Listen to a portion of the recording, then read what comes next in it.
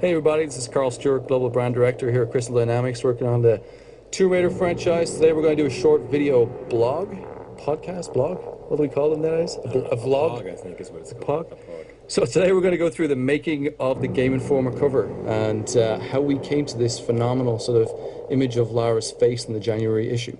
So today I have Brennock Adams with me. Say hello, Bren. Heyo.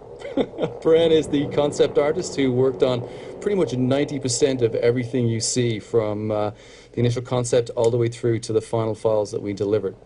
What you see here is a blank slate, and we gave Bren the idea of sort of tackling this job of bringing emotion to the page of Lara in a way in which we've never ever seen her before. So take it away there, Bren.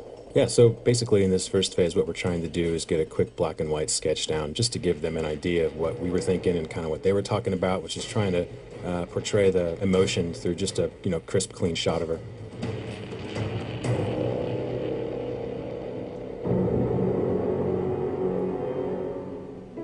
What you see here is some of the color palettes, and you really tried to push Lara as hard as possible, didn't you? I did, yeah. Maybe possibly a little too far. We purposely have disguised some of the work here because I think... it went a little overboard. Let's a little bit overboard, but it got a little crazy. As you can see, Brad laughing away there.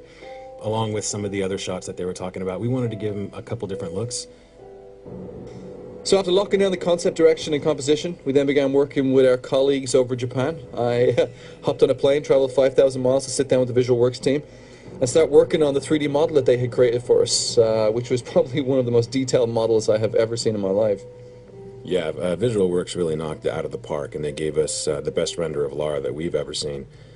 They also gave us a bunch of light variations as well as some different dirt effects to choose from, which was fantastic. Once we had the model back, Bren then went in and started gritting her up, turning into a true survivor. That's right, yeah. Yeah, when we got this back, we were pretty amazed at what we saw. They really did a great job lighting her. So it was really about the whole fun part, which is putting dirt and blood and crud all over her.